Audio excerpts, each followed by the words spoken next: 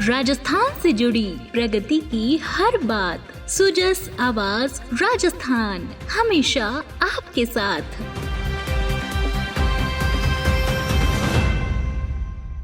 Sujas podcast में मेधा से आप सुन रहे हैं प्रदेश की खास खबरें। नजर सबसे पहले आज की हेडलाइंस पर।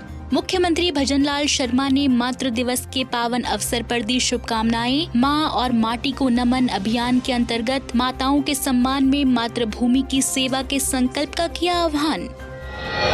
राजभवन में राज्यपाल श्री बागड़ी की अध्यक्षता में सर्वधर्म सद्भाव बैठक आयोजित। मुख्यमंत्री श्री शर्मा ने सौहार्द बिगाड़ने वाले लोगों से सावधान रहने और सोशल मीडिया पर फेक न्यूज से बचने का किया आह्वान। आपातकालीन चिकित्सा सेवाओं को लेकर उच्च स्तरीय बैठक आयोजित। केंद्रीय संस्कृति एवं पर्यटन मंत्री गजेंद्र सिंह शेखावत ने की चिकित्सा व्यवस्थाओं की समीक्षा।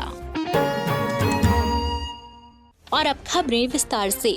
मुख्यमंत्री भजनलाल शर्मा ने सोशल मीडिया संदेश पर लिखा, आज मातृ दिवस के पावन अवसर पर मां और माटी को नमन अभियान के अंतर्गत पूज्य माताओं के सम्मान में मातृभूमि की सेवा करने का संकल्प लें। इस अभियान के तहत हम अधिक से अधिक वृक्षारोपण कर प्राकृतिक संतुलन बनाए रखने, पशु पक्षियों की सुरक्षा और संरक्षण सुनिश्चित करने, पर्यावरण संरक्षण के प्रति अपना दायित्व निभाने का प्रण लें। श्री शर्मा ने कहा कि शिशु की प्रथम शिक्षिका, ममता की मूर्ति और स्नेह और करुणा की प्रतीक विश्व की समस्त माताओं को मातृ दिवस की हार्दिक शुभकामनाएं। माँ का आशीर्वाद न केवल सुरक्षा कवच की भांति सदैव हमारी रक्षा करता है, बल्कि जीवन में आने वाली प्रत्येक चुनौती का सामना करने की शक्ति भी प्रदान करता है। उनका स्नेह हमारे जीवन की वह अमूल्य निधि है जो हमें सदैव सही मार्ग पर अग्रसर होने की प्रेरणा देती है। विश्व की समस्त माताओं को मेरा कोटि कोटि नमन। हमारी दो माताएं होती है,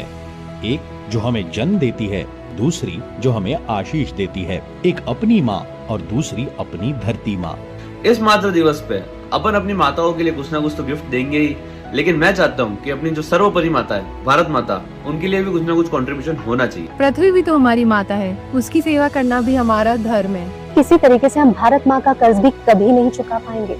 कम से कम अगर कुछ कर सकते हैं तो बन सकते हैं अच्छे नागरिक। ठूठी कचरो नहीं फैलावा, पेड़ लगावा, लोगों की मदद करा, आपस में लड़ाइयां नहीं करा। आओ आपा आज संकल्प ला कि आपा आपरे पड़ोस में, स्कूल में, पासाड़े पार्क में पेड़ पौधा लगार अपारी धरती मारी सेवा करस्या। माँ तो चाहिए, माँ को कहना मानना ही चाहिए, माँ की सेवा करनी चाहिए, लेकिन भारत माँ को भी ध्यान रखिए। भारत माँ पहले है दोस्तों। जब आप अपनी माँ को मदर्स डे पे गले लगा रहे होंगे, कोई माँ छत पे खड़ी होगी जाते हेलीकॉप्टर के साथ में एक आशा में कि मेरा बेटा घर आएगा, तो 3 माँओं के लिए, एक आपकी, धरती माँ और भारत माता। इस मदर्स डे पे इस बार इमोशन नहीं, एक्शन दिखाइए।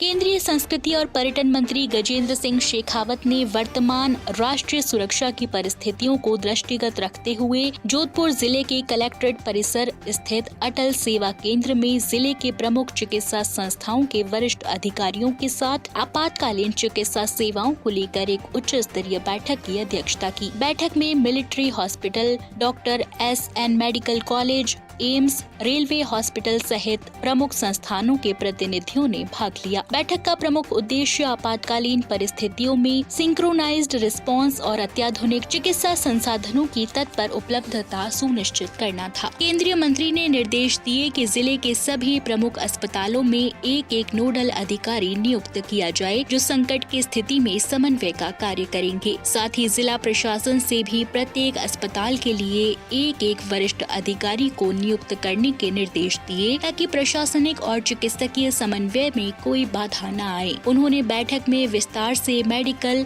इक्विपमेंट, रक्त की उपलब्ध यूनिट, बेड, ICU संसाधन और एम्बुलेंस सेवाओं की समीक्षा की और निर्देश दिए कि सभी संस्थान किसी भी समय फुल अलर्ट मोड में रहकर काम करें। श्री शेखावत ने कहा कि हमें हमारे पास उपलब्ध संसाधनों का संतुलित उपयोग सुनिश्चित करते हुए कार्य करना है। संकट की घड़ी हमारी एकजुटता और समन्वय ही हमारी सबसे बड़ी पूंजी है।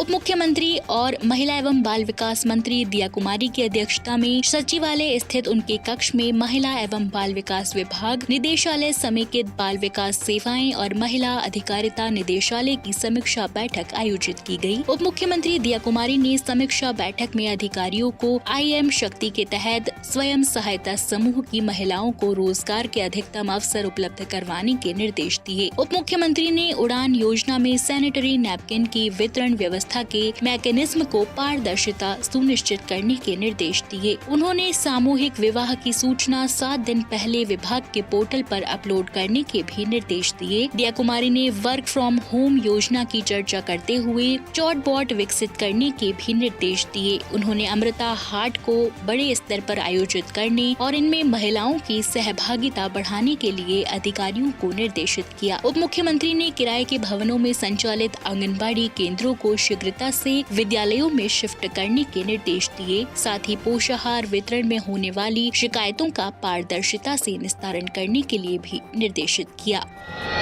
राज्यपाल हरिभाऊ किशनराव बाकरे ने कहा कि सर्वधर्म सद्भाव भारत की संस्कृति है। उन्होंने कहा कि राष्ट्र के लिए यह समय संवेदनशील है। उन्होंने भारतीय सेना के शौर्य प्रदर्शन की सराहना करते हुए कहा कि बगैर नागरिक ठिकानों को केंद्र में रखते हुए वह बहुत संयमित ढंग से कार्रवाई कर रही है। उन्होंने सभी धर्म के अनुयायियों को सद्भाव बनाए रखते हुए राष्ट्र की एकता और अखंडता के लिए कार्य करने का आह्वान किया। श्री बाकरे ने कहा कि हमारी सेना संयमित और रक्षात्मक कार्रवाई कर रही है। उन्होंने कहा कि संवेदनशीलता की इस घड़ी में परस्पर समन्वय जरूरी है। उन्होंने कहा कि राजस्थान का बहुत बड़ा भूभाग सीमा से लगा हुआ है। उन्होंने सीमावर्ती जैसलमेर, फलौदी, बाड़मेर, बीकानेर, श्रीगंगानगर आदि क्षेत्रों में हो रही कार्रवाई की चर्चा करते हुए कहा कि वहां सभी स्तरों पर सतर्कता और तालमेल रखा जाए। श्री बागड़े कल राजभवन में सर्वधर्म सद्भाव बैठक को संबोधित कर रहे थे। उन्होंने कहा कि राज्य सरकार द्वारा बहुत संवेदनशील होकर समयबद्ध प्रभावी कदम उठाए गए हैं। नागरिक सुरक्षा के प्रभावी प्रबंधन किए जा रहे हैं। राज्य सरकार ने सभी रेस्क्यू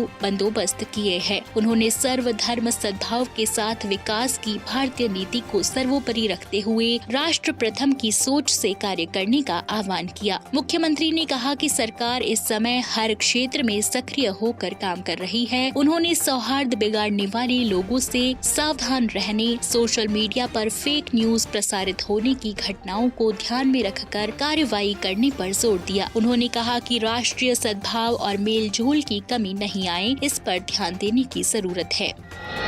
चिकित्सा एवं स्वास्थ्य विभाग आपदा प्रबंधन की दृष्टि से सीमावर्ती जिलों में निरंतर चिकित्सा सुविधाओं और अन्य व्यवस्थाओं को सुनिश्चित कर रहा है। किसी भी तरह की आपात स्थिति से निपटने के लिए विभाग माकूल इंतजाम सुनिश्चित कर रहा है। सीमावर्ती जिलों में चिकित्सक, नर्सिंग और पैरा मेडिकल स्टाफ के रिक्त पदों को भरने के साथ ही जाँच, दवा और उपचार के लिए आवश्यक संसाधनों की पर्याप्त उपलब्धता सुनिश्चित की जा रही है। चिकित्सा एवं स्वास्थ्य मंत्री गजेंद्र सिंह खीवसर ने बताया कि अंतर्राष्ट्रीय सीमा से सटा होने के कारण राजस्थान बेहद संवेदनशील राज्य है। प्रदेश के कई जिले अंतर्राष्ट्रीय सीमा से जुड़े हुए हैं। इसे देखते हुए चिकित्सा एवं स्वास्थ्य विभाग सीमावर्ती जिलों में चिकित्सा सुविधाओं को आवश्यकता अनुसार सुदृढ़ कर रहा है। विभाग ने करीब 336 सीनियर रेजिडेंट और 91 स्पेशलिस्ट सीमावर्ती जिलों में तैनात किए हैं। इसी प्रकार 1300 से ज्यादा CHO को सीमावर्ती क्षेत्रों में लगाया है। नर्सिंग कर्मी, फार्मासिस्ट और अन्य पैरामेडिकल स्टाफ भी आवश्यकता अनुसार सीमावर्ती जिलों में नियोजित किए गए हैं, ताकि यहां स्वास्थ्य सेवाओं में किसी भी तरह की कमी नहीं रहे। आपात स्थिति उत्पन्न होने पर तत्काल जांच और उपचार की सुविधा मिल सके। और चलते चलते विधानसभा अध्यक्ष वासुदेव देवनानी ने कहा कि प्रत्येक नागरिक को राष्ट्र सर्वोपरि की भावना रखनी चाहिए, ताकि देश उन्नति के पथ पर निरंतर अग्रसर होगा। मौजूदा दौर में किताबी ज्ञान से ज्यादा व्यवहारिक और तकनीकी ज्ञान की जरूरत है। सिर्फ परीक्षा पास करना शिक्षा का उद्देश्य नहीं होना चाहिए। अनुशासन, मर्यादा और समर्पण से ही समाज और राष्ट्र का विकास संभव है। श्री देवनानी विद्या भवन पॉलिटेक्निक महाविद्यालय उदयपुर के 59वें स्थापना दिवस और सम्मान समारोह को बतौर मुख्य अतिथि संबोधित कर रहे थे। पूर्व विद्यार्थी संस्था की ओर से आयोजित कार्यक्रम में देवयानी ने कहा कि आज AI का जमाना है, हमारी शैक्षणिक संस्थाओं को इस दिशा में भी सोचना चाहिए। सकारात्मक दृष्टिकोण से जीवन स्वर्ग बन सकता है। उन्होंने विद्यार्थियों को संबोधित करते हुए कहा कि नौकरी के पीछे मत भागो, रोजगार देने की सोचो। तो आज के सुजस पॉडकास्ट में इतना ही। मेधा को दीजिए इजाजत, कल फिर होगी आपसे मुलाकात। तब तक के लिए नमस्कार।